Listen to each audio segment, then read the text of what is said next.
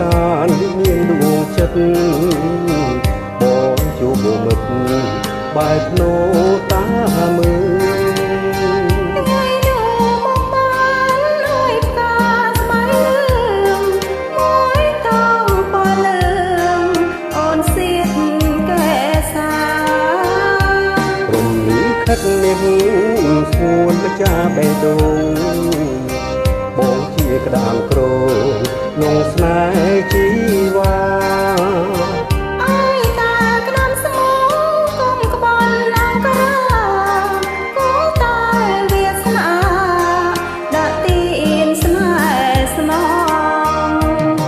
សង្ឃឹមតាមយើងត្រូវព្រាត់យើងឃ្លាតទៅសពដល់បាត់ដំបងជួបអូនទៀតនៅដំណាំងលូស្រីរឿងមួយតងស្នេហ៍បងឥតឃ្លាដកនាងយើងស្គាល់ចិត្តគ្នាច្បាស់ហើយ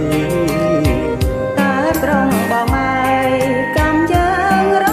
វៀនព្រោះអូនត្រូវរៀនកាលនឹងកែទៀនដោយអូនជ្រែកជ្រៀមឲ្យយើងសែនខ្វល់